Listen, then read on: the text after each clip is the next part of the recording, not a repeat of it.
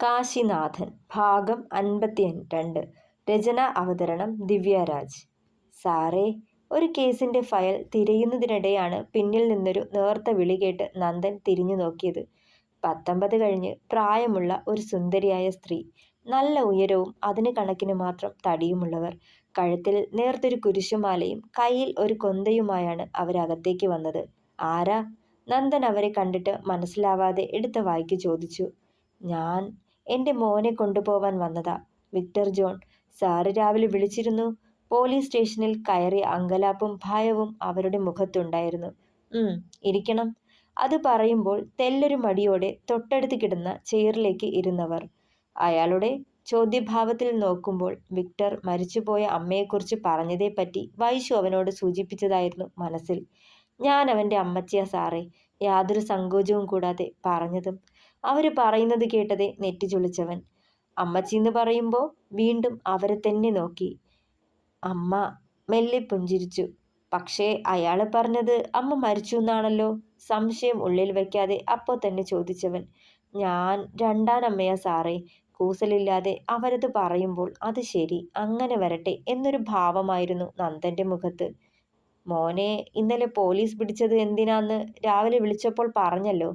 വിക്ടറിനൊപ്പം തളിയൂരിലെ സ്കൂളിൽ വർക്ക് ചെയ്തിരുന്ന അധ്യാപികയും വിവാഹിതയുമായ വൈഷ്ണവി എന്ന പെൺകുട്ടിയെ പിന്നാലെ നടന്ന് ഭീഷണിപ്പെടുത്തുകയും അവരെ കൊല്ലാൻ ശ്രമിക്കുകയും ചെയ്തെന്ന പരാതിയിന്മേലാണ്. മുഖം കുനിച്ച് കണ്ണുനീർ വാർക്കുന്നവരെ സഹതാപത്തോടെ നോക്കി നന്ദൻ. അല്ലെങ്കിലും മക്കൾ ചെയ്യുന്ന തെറ്റുകൾക്ക് കരയാൻ അമ്മമാർക്കാണല്ലോ വിധി എന്ന ചിന്തയിൽ. ഈ ഒറ്റത്തവണത്തേക്ക് മോനെ വെറുതെ വിടുകയാണ്. പക്ഷേ ഇനി അവൻ ഈ ഭാഗത്തേക്ക് വരരുത്. അത് നിങ്ങൾ ശ്രദ്ധിച്ചോണം. കാർക്കശ്യത്തോടെ പറയുമ്പോൾ മുഖം കുനിച്ചവർ തലയാട്ടി. മോൻ അഡിക്റ്റാണ്, അറിയോ അമ്മയ്ക്ക്? ചോദ്യഭാവത്തിൽ നോക്കുമ്പോൾ അതേ എന്ന് തലയാട്ടി യാതൊരു ഭാവഭേദവുമില്ലാതെ. അവനെ ആദ്യം ഏതെങ്കിലും ഡി അഡിക്ഷൻ സെന്ററിലാക്കണം. ലഹരി ഉപയോഗം കുറയുമ്പോൾ അവൻ്റെ ദുർപ്രവർത്തികളും മാറിക്കോളും. അത് കഴിഞ്ഞ് ഏതെങ്കിലും നല്ലൊരു സൈക്യാട്രിസ്റ്റിനെ കൊണ്ട് അവന് വേണ്ട കൗൺസിലിങ്ങോ ട്രീറ്റ്മെൻറ്റോ ചെയ്യണം. അല്ലെങ്കിൽ ലഹരി തന്നെ അവൻ്റെ ജീവൻ എടുക്കും. നന്ദൻ ഗൗരവത്തോടെ പറയുമ്പോൾ സാരി തലപ്പാൽ വായ പൊത്തിപ്പിടിച്ച് കരഞ്ഞേയുള്ളവർ. കരയാൻ വേണ്ടി പറഞ്ഞതല്ല, അവൻ്റെ ജീവിതം ഓർത്ത നന്ദൻ അവരെ ആശ്വസിപ്പിക്കാൻ നോക്കി. എന്നെ അവന് കണ്ടുകൂടാ സാറേ. ഞാൻ പ്രസവിച്ച മക്കളല്ലെങ്കിലും ഞാൻ എൻ്റെ സ്വന്തം മക്കളായിട്ടേ ഇവനെയും ഇവൻ്റെ ചേട്ടന്മാരെയും കണ്ടിട്ടുള്ളൂ, സ്നേഹിച്ചിട്ടേയുള്ളൂ. പക്ഷേ അപ്പൻ്റെ രണ്ടാം കെട്ടുകാരിയായ അമ്മയോട് അവർക്കെന്നും ദേഷ്യവും വെറുപ്പുമായിരുന്നു. എത്രയൊക്കെ സ്നേഹിച്ചിട്ടും ചേർത്ത് പിടിക്കാൻ നോക്കിയിട്ടും അവർ അകന്നു തന്നെ നിന്നു. നെടുവീർപ്പോടെ തുടർന്നവൻ. ഇവർക്ക് വേണ്ടിയാ അദ്ദേഹം പിന്നീടൊരു കുഞ്ഞിനെപ്പറ്റി ചിന്തിക്കരുതെന്ന് പോലും എനിക്ക് താക്കീത് തന്നത്. ഞാൻ അനുസരിച്ചു. അദ്ദേഹം മരിക്കുന്നത് വരെ ആ വീട്ടിൽ അദ്ദേഹത്തിൻ്റെ ഭാര്യാസ്ഥാനം കിട്ടി. മരിച്ചു കഴിഞ്ഞ് ഞാൻ വെറും വേലക്കാരിയായി മാറി. മൂത്ത രണ്ടാൺമക്കളും വിവാഹം കഴിച്ച് ഭാര്യമാർക്കൊപ്പം മക്കൾക്കൊപ്പം വിദേശത്താ. ജോൺ മാത്രമാ ഇങ്ങനെ ഒറ്റാന്തടിയായി നടക്കുന്നത്. നന്നായി പഠിച്ച് ജോലി വാങ്ങി. അധികം ആരോടും സംസാരിക്കില്ല, എന്നോട് പോലും. അവൻ ഉപയോഗിക്കുന്ന കാര്യം പോലും കണ്ണിൽ പെട്ടതാ. ഉപദേശിച്ചു, മറ്റുള്ളവരെ കൊണ്ട് ഉപദേശിപ്പിച്ചു. എന്നിട്ടും മാറിയില്ല. ഇടയ്ക്ക് ഇവിടെ അടുത്ത് ഒരു സ്കൂളിൽ ജോലി ചെയ്യുമ്പോൾ ഒക്കെ നിർത്തിയതാ. ഏതോ ഒരു പെങ്കൊച്ചിനെ ഇഷ്ടമാണ്, വിവാഹം കഴിച്ചു കൊടുക്കണമെന്ന് 1-2 തവണ പറഞ്ഞിരുന്നു. ആ സമയത്താ എനിക്ക് യൂട്രസ് റിമൂവ് ചെയ്യുന്ന വലിയ സർജറി വേണ്ടി വന്നത്. അന്നേരം എൻ്റെ ഒപ്പം ഹോസ്പിറ്റലിൽ നിന്നതൊക്കെ ജോണാ. ലീവ് കഴിഞ്ഞ് തിരിച്ച് ജോലിക്ക് കയറിയതിൽ പിന്നെ വീണ്ടും അത് ഉപയോഗിക്കാൻ തുടങ്ങി. കുറച്ചു കാലം കഴിഞ്ഞ് ഈ സ്കൂളിൽ നിന്ന് ട്രാൻസ്ഫർ ചോദിച്ചു വാങ്ങി മറ്റേതോ സ്കൂളിൽ കയറി. പിന്നെ ആ ജോലിയും ഉപേക്ഷിച്ച് വെറുതെ അലഞ്ഞു തിരിഞ്ഞ് നടക്കുമായിരുന്നു. പലപ്പോഴും ഉപദേശിച്ചിട്ടുണ്ട്, പക്ഷേ അനുസരിക്കില്ല. ദേഷ്യം കൂടുമ്പോൾ എന്നെ ഉപദ്രവിക്കുകയോ ചീത്ത പറയുകയും ഒക്കെ ചെയ്യും. പോകാനൊരിടം ഇല്ലാത്തതുകൊണ്ട് അവിടെ തന്നെ കടിച്ചു തൂങ്ങുക സാറേ. നോവോടെ അവരത് പറഞ്ഞു നിർത്തുമ്പോൾ വല്ലാതെ വിഷമം തോന്നി നന്ദനും. പിന്നെ കൂടുതലൊന്നും ചോദിക്കാൻ പോയില്ല. ഇനിയും അവളെ ശല്യം ചെയ്യരുതെന്ന് താക്കീത് കൊടുത്ത ശേഷം വിക്ടറിനെ അവർക്കൊപ്പം അയച്ചവൻ. ഹോസ്പിറ്റലിലെ ക്ലിനിക്കൽ പ്രാക്ടീസും ക്ലാസും പിന്നെ സെമിനാറും ഒക്കെയായി ബിസിയായി കാശിനാഥൻ. ഇടയ്ക്ക് വീണു കിട്ടുന്ന ഒരവസരം പോലും നഷ്ടപ്പെടുത്താതെ വൈശുവിനെ വിളിക്കുന്നത് പതിവായിരുന്നു. കോളേജിൽ നിന്ന് ഫ്ലാറ്റിലേക്ക് വന്നു കയറുമ്പോൾ മുതൽ അവന് ഏറ്റവും മിസ് ചെയ്യുന്നത് വൈഷ്ണവിയെയാണ്. ആരോടും മിണ്ടാനും പറയാനും കഴിയാതെ ആ 4 ചുമരുകൾക്കുള്ളിൽ വീർപ്പ് മുട്ടുന്ന പോലെ തോന്നും പലപ്പോഴും. അവളോട് സംസാരിച്ചിരിക്കുമ്പോൾ കിട്ടുന്ന ആശ്വാസം മറ്റൊന്നിൽ നിന്നും കിട്ടുന്നില്ലെന്ന് ഓർക്കും അവൻ. എത്രയും പെട്ടെന്ന് വേനലവധി തുടങ്ങിയെങ്കിലെന്ന പ്രാർത്ഥനയോടെയുള്ള കാത്തിരിപ്പിലായിരുന്നവൻ. എന്നത്തെയും പോലെ ക്ലാസ് റൂമും ഹോസ്പിറ്റൽ വാർഡുകളും കയറിയിറങ്ങിയ ക്ഷീണത്തിൽ തന്നെയാണ് അന്നും ഫ്ലാറ്റിലേക്ക് വന്ന് കയറിയത്. വന്നപാടെ ഇട്ടിരുന്നതൊക്കെ ബെന്നിലേക്ക് അഴിച്ചെറിഞ്ഞ് ഒരു ടവലും എടുത്ത് ഷവറിന് കീഴിൽ കയറി നിന്നു. 15 മിനിറ്റോളം നീണ്ട കുളി കഴിഞ്ഞിറങ്ങുമ്പോൾ മനസ്സും ശരീരവും തണുത്ത പോലെ തോന്നിയവന് നേരെ അടുക്കളയിലേക്ക് ചെന്ന് കോഫി മേക്കറിൽ വെള്ളം വെച്ച് കടുപ്പത്തിലൊരു കോഫിയും ഉണ്ടാക്കിയെടുത്ത് ഹാളിലേക്ക് വന്നിരുന്നു. കോഫി കുടിച്ചുകൊണ്ടിരിക്കെ തന്നെ പതിവ് തെറ്റിക്കാതെ വൈശുവിനെ വിളിക്കാൻ തുടങ്ങി. സ്വിച്ച്ഡ് ഓഫാണെന്ന് കേട്ടതേ ആദിയേറി പാച്ചിനെയും സെന്തിലിനെയും വിളിച്ചു. അവിടെയും ഇതേ അവസ്ഥ. നന്ദനെ വിളിക്കുമ്പോൾ ബിസിയും. ആകെ വല്ലായ്മ തോന്നി.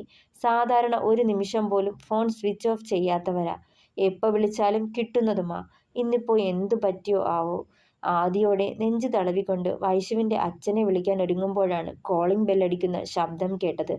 പ്രിയയുടെ വീട്ടുകാരോ മറ്റോ ആവുമെന്ന് കരുതി വേഗം ചെന്ന് വാതിൽ തുറന്നു. തൊട്ടുമുന്നിൽ നിൽക്കുന്നവരെ കണ്ട് കണ്ണുകളെ വിശ്വസിക്കാനായില്ല അവന്. ടാ പാച്ചു, സെന്തി നീട്ടി വിളിച്ചുകൊണ്ട് അവരെ രണ്ടാളെയും പുണർന്നവൻ. അടക്കാനാവാത്ത സന്തോഷം തോന്നി. ഈ ചുരുങ്ങിയ ദിവസങ്ങൾ കൊണ്ട് തന്നെ എല്ലാവരെയും ഒത്തിരി മിസ് ചെയ്യുകയായിരുന്നു. ഇങ്ങനൊരു കൂടിക്കാഴ്ച ഒട്ടും പ്രതീക്ഷിച്ചിരുന്നില്ല. എങ്കിലും വൈശുവിൻ്റെ അഭാവം അവനെ നോവിച്ചു. എടാ അകത്തേക്ക് വാ. അവരെ അകത്തേക്ക് ക്ഷണിക്കുമ്പോഴും പുറത്ത് കുറച്ചു മാറി ചുമരോട് ചേർന്ന് ഒളിച്ചു നിന്നവളെ ശ്രദ്ധയിൽപ്പെട്ടില്ല. ഞങ്ങൾ മാത്രം വന്നാൽ മതിയോ? വൈശു വരണ്ടേടാ? പെട്ടെന്നുള്ള പാച്ചൻ്റെ ചോദ്യം കേട്ടതേ നെഞ്ചിടിപ്പേറിയവൻ്റെ. വൈശു വന്നോ? ആകാംക്ഷ അടക്കാനാവാതെ പുറത്തേക്കിറങ്ങി നോക്കിയവൻ അല്പം മാറി ബാഗും കയ്യിൽ പിടിച്ച് നിൽക്കുന്നവളെ കണ്ടപ്പോൾ ലോകം പിടിച്ചടക്കിയ സന്തോഷം തോന്നി. കണ്ണേട്ടാ. ഒരു നിമിഷം അവളെ കണ്ടിട്ടും അനങ്ങാതെ അതേ നിൽപ്പിൽ നിന്നവൻ്റെ നെഞ്ചിലേക്ക് വന്ന് ചേരുമ്പോൾ അതുവരെ ഉണ്ടായിരുന്ന ആകുലതകൾ അകന്നതിൻ്റെ ആശ്വാസമായിരുന്നു അവനിൽ. ഇരു കയ്യാലെയും പൊതിഞ്ഞു പിടിച്ച് അവളുടെ ശിരസിൽ ചുണ്ടുകൾ പതിപ്പിക്കുമ്പോൾ സ്ഥലകാലം ബോധം പോലും പോയി മറഞ്ഞവനിൽ നിന്ന്. മുരടനക്കം കേട്ടതും പെട്ടെന്നവൻ അവളിൽ നിന്ന് അകന്നു മാറി തിരിഞ്ഞു നോക്കി. 2 ബാച്ചിലേഴ്സ് ഇവിടെ വടി പോലെ നിൽക്കുന്നതുണ്ടെന്ന് ഓർമ്മ വേണം രണ്ടിനും. വെറുതെ കൊതിപ്പിക്കാനായിട്ട് പാച്ചൻ പിറുപിറുത്തതും. അത്രയ്ക്ക് മുട്ടി നിൽക്കുവാണേൽ ചെന്ന് കെട്ടടാ. എന്നാത്തിനാ മറ്റുള്ളവരെ കണ്ട് അസൂയപ്പെടുന്നേ? സെന്തിൽ അവൻ്റെ തലയ്ക്കൊന്ന് കൊട്ടി. ഓ അസൂയ? എനിക്ക് അസൂയയൊന്നുമില്ല. പിന്നെ ചൊരുക്കായിരിക്കും. മൂക്കിൽ പല്ല് വന്നിട്ട് പെണ്ണ് കിട്ടാത്തതിൻ്റെ ചൊരുക്ക്. സെന്തിൽ ചിരിയമർത്തിയതും. പോടാ നാറി നിന്നെ ഞാൻ. പാച്ചൻ അവന് നേരെ കൈയൊങ്ങി ചെന്നത്. മതി മതി മതി. ഇനി ഇതിൻ്റെ പേരും പറഞ്ഞ് രണ്ടും കൂടി വഴക്കിന് നിൽക്കണ്ട. കാശി ചെന്ന് പാച്ചനെ വട്ടം പിടിച്ചു. വന്ന കാലിൽ തന്നെ നിൽക്കാതെ കയറി വാടാ അകത്തേക്ക്. ചീറിക്കൊണ്ട് നിൽക്കുന്ന പാച്ചിനെയും നീ എന്നെ എന്തോ ചെയ്യും എന്ന ഭാവത്തിൽ കൂർപ്പിച്ചു നോക്കി നിൽക്കുന്ന സെന്തിലിനെയും കൈ പിടിച്ച് അകത്തേക്ക് കൊണ്ടുപോയവൻ. പിന്നാലെ വൈശുവും നടന്നു. അകത്തേക്ക് കയറിയ പാടെ 4 കൂടി ഹാളിൽ കയറി ഇരിപ്പ് പിടിച്ചു. ബാഗുകളൊക്കെ അകത്തെ റൂമിലേക്ക് കൊണ്ടുവന്ന് വെച്ച ശേഷം ഓരോന്നും ചോദിക്കാനും പറയാനുമൊക്കെ തുടങ്ങി. എടാ നിങ്ങൾ വല്ലതും കഴിച്ചായിരുന്നോ? സമയം 8 കഴിഞ്ഞതും കാശി ഓർത്തെടുത്ത പോലെ ചോദിച്ചു. ഇല്ലടാ. ഞാൻ സ്വിഗ്ഗിയിൽ നിന്ന് ഓർഡർ ചെയ്യട്ടെ? എന്താ വേണ്ടത്? പറഞ്ഞുകൊണ്ട് ഫോൺ കയ്യിലെടുത്തവൻ. ഇവിടെ ഒന്നും ഇരിപ്പില്ലേ കണ്ണാ. സെന്തിൽ പെട്ടെന്ന് എഴുന്നേറ്റ് കിച്ചണിലേക്ക് നടന്നു. പിന്നാലെ വൈശുവും കാശിയും. കുറച്ച് ഗോതമ്പ് മാവും മുട്ടയും പിന്നെ അത്യാവശ്യം വേണ്ട കറി മസാലകളും ഒക്കെയുണ്ട്. പറയുമ്പോഴും കിച്ചണിൽ കയറിയവർ. നീ കുക്കിംഗ് പഠിച്ചോ കണ്ണാ? മെല്ലെ ചുറ്റും നോക്കി സെന്തിൽ. അത്യാവശ്യം അറിയായിരുന്നു. 6-8 മാസമായിട്ട് വൈഷ്ണവി ടീച്ചർക്കൊപ്പമായിരുന്നില്ലേ പൊറുതി. കുസൃതിയോടെ സെന്തിൽ കാണാതെ തൊട്ടടുത്ത് നിന്നവളുടെ വയറിലൊന്ന് പിച്ചിയകന്നവൻ. അവനെ ഒന്ന് കൂർപ്പിച്ചു നോക്കുമ്പോൾ ചുണ്ടു കൂർപ്പിച്ച് ഉമ്മ കാണിച്ചു കാശി. അത് ശരി. അപ്പോ നീ ഞങ്ങളുടെ ചെക്കനെ കൊണ്ട് അടുക്കളപ്പണിയും ചെയ്യിപ്പിക്കുമായിരുന്നല്ലേ വൈശു? സെന്തിൽ തിരിഞ്ഞു നിന്ന് വൈശുവിനെ സൂക്ഷിച്ചു നോക്കുമ്പോൾ മെല്ലെ പുഞ്ചിരിച്ചവൾ. വീട്ടിൽ വന്ന് എന്നെ ഹെൽപ്പ് ചെയ്യണതാ കണ്ണേട്ടാ. അങ്ങനെ കൂടെ നിന്ന് പഠിച്ചതാ ഒക്കെ. ഏതായാലും ഗുണണ്ടായില്ലേ? ഇപ്പോൾ ഒക്കെ പഠിച്ചില്ലേ? ചെറുചിരിയോടെ പറഞ്ഞവൾ. അതും നേരാ. എടാ കണ്ണാ, ഇനിയിപ്പോൾ സ്വിഗ്ഗി ഒന്നും വേണ്ട. ചപ്പാത്തിയും മുട്ടക്കറിയും നമുക്കുണ്ടാക്കാം. സെന്തിൽ അത് പറയുമ്പോൾ അത് മതിയെങ്കിൽ മതി എന്ന ഭാവമായിരുന്നു കാശിയിൽ. ദേ അവിടെ കുറച്ച് ഗ്രീൻ പീസ് കുതിർക്കാൻ വെച്ചിരിക്കുക. അതുകൂടി വേണമെങ്കിൽ എടുത്തേക്ക്. സ്ലാബിൻ്റെ മൂലയ്ക്ക് ചൂണ്ടിക്കൊണ്ട് കാശി അത് പറഞ്ഞതും വൈശു അത് എടുത്തു നോക്കി. പാകമായിട്ടുണ്ട്. എന്നാൽ പിന്നെ മറ്റൊരു ഐറ്റം ഉണ്ടാക്കാം. മുട്ടയും ഗ്രീൻ പീസും വെച്ച് പെട്ടെന്ന് റെഡിയാക്കാൻ പറ്റും. നല്ല ടേസ്റ്റുമാ. വലിയ ഉത്സാഹത്തോടെ പറഞ്ഞതും എന്താന്ന് വെച്ചാൽ ആയിക്കോ, ഞങ്ങൾക്ക് വായിൽ വെച്ച് കഴിക്കാനുള്ളതാ അല്ലേടാ. സെന്തിൽ ചിരിയോടെ പറഞ്ഞതും കളിയാക്കൊന്നും വേണ്ട, ആദ്യം കഴിച്ചു നോക്ക്. കയ്യിലെടുത്ത ബൗൾ തിരികെ വെച്ചവൾ. അതെ, പിന്നൊരു കാര്യം, ഇന്നത്തെ പാചകം ഞാൻ തനിച്ച് ചെയ്തോളാം, ആരും ഹെൽപ്പ് ചെയ്യണ്ട. വൈശു ചട്ടം കെട്ടി. ഓ, എന്താന്ന് വെച്ചാൽ ആയിക്കോ. പക്ഷെ നിന്റെ റെസിപ്പി എങ്ങാനും പൊളിഞ്ഞാൽ അത് മുഴുവൻ നിന്നെ കൊണ്ട് തീറ്റിക്കും ഞങ്ങൾ, ഓർത്തോ. സെന്തിൽ കുറുമ്പോടെ പറഞ്ഞതും ചുണ്ടു കൂർപ്പിച്ച് അവനെ നോക്കിയവൾ. ആദ്യം ചെന്ന് ഫ്രഷ് ആയി വാ, എന്നിട്ട് പണി തുടങ്ങാം, സെന്തിൽ പുറത്തേക്കിറങ്ങുമ്പോൾ പറയുന്നുണ്ടായിരുന്നു. കാശിനാഥൻ അവളെ തന്നെ കണ്ണെടുക്കാതെ നോക്കി നിന്നേയുള്ളൂ. സെന്തിലൊന്നകന്നതും പെണ്ണിനരികിലേക്ക് ചെന്ന് മുറുകെ പുണർന്നവളെ. ശ്വാസം മുട്ടിപ്പോയി വൈശുവിന്. കണ്ണേട്ടാ, ആകെ മുഷിഞ്ഞിരിക്കുക, ഞാനൊന്ന് കുളിച്ചോട്ടെ. ഇത്രയും യാത്ര ചെയ്തതല്ലേ. അവനെ മെല്ലെ അടർത്തി മാറ്റാൻ തുടങ്ങുമ്പോൾ അവളുടെ കണ്ണുകളിലേക്ക് തന്നെ നോക്കി നിന്നവൻ. ഇരു കയ്യാലെയും മുഖം കൈക്കുമ്പിളിലെടുത്ത് അധരത്തിലേക്ക് അധരം ചേർക്കാൻ ഒരുങ്ങിയതും അവൾ അവനെ തള്ളി മാറ്റിയിരുന്നു. പിരികമുയർത്തി അവളെ നോക്കിയവൻ. കുളിച്ചില്ല ചെക്ക, കുറച്ചു നേരം കൂടി കാത്തൂടി. അവന്റെ കവളിൽ പിച്ചിയതും വലിച്ചു നെഞ്ചത്തേക്കിട്ടിരുന്നു കാശി. കാത്തിരിക്കാനാ പെണ്ണെ വയ്യാത്തത്, പട്ടിണിയായിട്ട് നാളു കുറച്ചായില്ലേ. ഇടുപ്പിൽ അവന്റെ കൈയമർന്നതും വല്ലാത്തൊരു പിടപ്പായിരുന്നു അവളിൽ. എന്നാലും സാരല്ല, നീ പോയി കുളിച്ചിട്ട് വാ, ഞാനേ കാത്തിരുന്നോളാം. അവളുടെ കവളിലൊന്ന് മുത്തി അകന്നു മാറിയവൻ. വൈശു കുളി കഴിഞ്ഞ് വന്ന പാടെ അടുക്കളയിലേക്ക് കയറിയതും 3 പേരും കൂടി ബാൽക്കണിയിൽ ഒരുമിച്ച് കൂടി. എന്തേ നന്ദനെ കൂട്ടാത്തെ, അവനോട് വേണായിരുന്നു. ഗ്ലാസ്സിലേക്ക് പകർത്തിയ ജ്യൂസ് ചുണ്ടോട് ചേർത്തു കാശി. അവൻ ബിസിയാടാ, ഒരു മേർഡർ കേസ്. അവിഹിതം വീട്ടിലറിയിക്കുമെന്ന് ഭീഷണിപ്പെടുത്തിയ കാമുകിയെ ഭാര്യയും 2 മക്കളുമുള്ള കാമുകൻ കൊലപ്പെടുത്തി. സെന്തിൽ ബീൻ ബാഗിലേക്ക് ചാഞ്ഞു കിടന്നു. പത്രം തുറന്നാലേ ഇതൊക്കെ തന്നെയാ, അവിഹിതവും തേപ്പും കൊലപാതകവും. എൻ്റെ അമ്മോ, നമ്മുടെ നാടിത് എങ്ങോട്ടാവോ. പാച്ചൻ നെടുവീർപ്പെട്ടു. അതല്ല, എന്ത് കണ്ടിട്ടാന്നാ ഇവനൊക്കെ ഭാര്യയെയും മക്കളെയും കളഞ്ഞിട്ട് കണ്ടവളുമാരുടെ കൂടെ കിടക്കാൻ പോകുന്നേ. അവന്റെ ഭാര്യയും പെണ്ണല്ലേ, അവൾക്കുള്ളതൊക്കെയല്ലേ ഇവൾക്കും. സെന്തിൽ കലിയടങ്ങാതെ പറഞ്ഞു. ചിലർ പെട്ടുപോകുന്നതാടാ, ചിലപ്പോൾ തമാശയ്ക്ക് തുടങ്ങുന്നതാവും, പിന്നെ അതങ്ങ് കാര്യമാവും, ഊരാ കൊടുക്കാവും. രക്ഷപ്പെടാൻ പറ്റില്ലെന്നാവുമ്പോൾ കൊലപാതകത്തിലോ ആത്മഹത്യയിലോ കലാശിക്കും. എന്തൊക്കെയായാലും ചെയ്തു കൂട്ടുന്നത് തെറ്റുകൾക്ക് ഒരു ദിവസം കണക്ക് പറയേണ്ടി വരുമെന്ന് തെറ്റ് ചെയ്യുന്നതിന് മുന്നേ ഓർത്ത് പിന്മാറിയാൽ നല്ലത്. അല്ലെങ്കിൽ വരുന്നത് എന്തായാലും അനുഭവിക്കാൻ തയ്യാറാവണം. വലിയ ഉദാഹരണം എൻ്റെ വീട്ടിൽ തന്നെയുണ്ടല്ലോ, അച്ഛൻ. കാശി ചുണ്ടു കൊടിച്ചു. ഇതൊക്കെ കേൾക്കുമ്പോൾ കെട്ടാതിരുന്നെങ്കിൽ ഇരിക്കുന്നതാ നല്ലതെന്ന് തോന്നുക. പാച്ചൻ താടിക്ക് കൈവച്ചു. സെന്തിലവളെ എന്തെന്നുള്ള രീതിയിൽ നോക്കി. വീട്ടിൽ പോലും വിശ്വസിച്ച് ഒന്നും മേടിച്ച് കഴിക്കാൻ പറ്റാത്ത അവസ്ഥയാവും. കഷായമാണോ പാഷാണമാണോ കലക്കി തരുന്നതെന്ന് പറയാനൊക്കില്ലല്ലോ. പാച്ചുവിന്റെ പറച്ചിൽ കേട്ടതും കാശിക്ക് ചിരിപ്പൊട്ടി. എടാ, എല്ലാവരും ഒരുപോലെ അല്ലടാ. ഭർത്താവിനെ ലോകമായി കണ്ട് ജീവിക്കുന്ന പെണ്ണുങ്ങളുമുണ്ട്. കെട്ടുന്നവളന്മാര് വഴി പിഴച്ചു തുടങ്ങിയെന്ന് ബോധ്യപ്പെട്ടാൽ അതിൽ സത്യമുണ്ടെന്ന് മനസ്സിലായാൽ അങ്ങ് വിട്ടുകളയണം. നമ്മളെ വേണ്ടാത്തവളെ നമുക്കും വേണ്ടെന്ന് ചിന്തിക്കണം. സെന്തിൽ വലിയ കാര്യത്തിൽ പറഞ്ഞതും പറയാൻ എളുപ്പമാടാ. മനസ്സും ശരീരവും കൊടുത്ത് പാതിയായ ശേഷം അവരെ പിരിയുന്നത് അത്ര എളുപ്പമുള്ള കാര്യമല്ല. അവരെ കൂടാതെ കഴിഞ്ഞുകൂടാൻ പോലും പ്രയാസമാണ്. കാശിനാഥൻ കൂട്ടിച്ചേർത്തു. എടാ കണ്ണാ, അവൾ ഒറ്റയ്ക്കല്ലയോ, നീ അങ്ങോട്ട് ചെല്ല്. അല്ലേൽ ഇന്ന് സമയത്തിന് ഒന്നും കിട്ടുകയില്ല.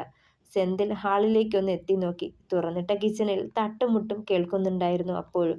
ആ, അത് ശരിയാ. പറയാൻ കാത്തിരുന്ന പോലെ കണ്ണൻ എഴുന്നേറ്റ് കിച്ചണിലേക്ക് വച്ചു പിടിച്ചു. ഓ, ചെക്കൻ പെണ്ണിനെ കാണാൻ മുട്ടി നിൽക്കുമായിരുന്നെന്ന് തോന്നുന്നു, ചിരിയടക്കി പാച്ചൻ. സെന്തിലും മെല്ലെയൊന്ന് പുഞ്ചിരിച്ചു. എന്നാ നമുക്കും കൂടി അങ്ങോട്ട് പോവാടാ, അവരുടെ സ്വർഗത്തിലെ കട്ടുറുമ്പാവാം. കള്ളച്ചിരിയോടെ പാച്ചു പറഞ്ഞുകൊണ്ട് എണീറ്റതും ഇരിക്കടാ നാറി അവിടെ. അവർക്ക് രണ്ടാൾക്ക് എന്തോരം പറയാനും സംസാരിക്കാനും കാണും എന്നോർത്താ അവനോട് കിച്ചണിലേക്ക് പോവാൻ പറഞ്ഞു. അപ്പോ ദേ കോപ്പൻ. സെന്തിൽ പല്ല് ഞെരിച്ചു. അതെനിക്ക് മനസ്സിലായി, അതുകൊണ്ടല്ലേ ഞാനും കൂടി അങ്ങോട്ടേക്ക് പോവാന്ന് പറഞ്ഞേ. വെറുതെ അവരെ ചൊറിയാൻ. വെടിമരുന്നും തീപ്പെട്ടിയുമാ അടുത്തടുത്ത് നിൽക്കുന്നേ, അപകടമാ. കള്ളച്ചിരിയോടെ പറഞ്ഞതും അധികം വൈകാതെ നിന്നെക്കൊണ്ട് ഏതായാലും വെടിമരുന്നിനെ കെട്ടിക്കണം, ഇല്ലേലേ പ്രശ്നമാ. അവനെ ഒന്നിരുത്തി നോക്കിയതും ഇളിച്ചു കാട്ടിയേയുള്ളൂ പാച്ചൻ. ആ ഇളം മഞ്ഞ ദ്രാവകം രക്തത്തിൽ കലർന്ന നിമിഷം അവന്റെ ചുവന്നു തുടുത്ത കണ്ണുകളിൽ വല്ലാത്ത തിളക്കം മിന്നിമറഞ്ഞു. സിരകളെ മുഴുവൻ തളർത്തിയ ആ അനുഭൂതിയിൽ ശ്വാസമെടുക്കാൻ പോലും മറന്ന് കണ്ണുകൾ മുറുകെ അടച്ചവൻ ആ ചുമരിലേക്ക് സാവധാനം ചാരിയിരുന്നു. വിക്ടർ. കണ്ണിനു മുന്നിൽ വൈശുവിൻ്റെ സദാ പുഞ്ചിരിക്കുന്ന മുഖം തെളിഞ്ഞു വന്നതും ചുണ്ടുകളിൽ വശ്യമനോഹരമായ ഒരു പുഞ്ചിരി വന്നു. ഐ നീഡ് യു വൈഷ്ണവി, എനിക്ക് നിന്നെ വേണം. ചുണ്ടുകൾ പിറുപിറുത്തു. ജനലോരം നിന്ന് അവൻ്റെ പ്രവൃത്തികൾ വീക്ഷിച്ചവരുടെ കണ്ണുകൾ നിറഞ്ഞു തുളുമ്പി. കുറച്ചു മുന്നേ അവൻ്റെ കൈയാൽ പ്രഹരമേറ്റ് നെറ്റിയിലെ മുറിവിലൂടെ വിരലോടിക്കുമ്പോൾ ഹൃദയം പിളർന്നു നീറി. നൊന്ത് പ്രസവിച്ചിട്ടും താനായിട്ട് ഉപേക്ഷിച്ചു കളഞ്ഞ തൻ്റെ കുഞ്ഞിനെ ഓർത്ത്. ആർക്കു വേണ്ടിയാണോ അവനെ തള്ളിപ്പറഞ്ഞത് അവരിന്ന് തന്നെ തള്ളിക്കളയുന്നു. കയ്യിൽ കിട്ടിയ കളിപ്പാട്ടം കണക്കെ തട്ടിക്കളിക്കുന്നു. വറ്റിവരണ്ട മാറിടങ്ങളും അവനെ ചുമന്ന വയറും നീറിപ്പുകയുന്നതറിഞ്ഞവർ ആ ഹൃദയനോവിൽ. ചപ്പാത്തി പാനിലിട്ട് ചൂടാക്കി മാറ്റിക്കൊണ്ട് നിൽക്കുമ്പോഴാണ് പിന്നിലായി കിച്ചൻ്റെ ഡോർ ചാരുന്ന ശബ്ദം കേട്ടത്. വൈശു പെട്ടെന്ന് തിരിഞ്ഞു നോക്കി. കുസൃതി നിറഞ്ഞ ചിരിയോടെ അവൾക്കരികിലേക്ക് വന്നവൻ അരയിലൂടെ ചുറ്റിയെടുത്തവളെ നെഞ്ചോട് ചേർത്തിരുന്നു. തുടരും. പ്രിയപ്പെട്ടവരെ, അഭിപ്രായങ്ങൾ പറയണേ. കഥ സപ്പോർട്ട് ചെയ്യണം, ഹൈപ്പ് ചെയ്യണം, സബ്സ്ക്രൈബ് ചെയ്യണം. എല്ലാവരും കൂടെ ഉണ്ടാവണം. Thank you.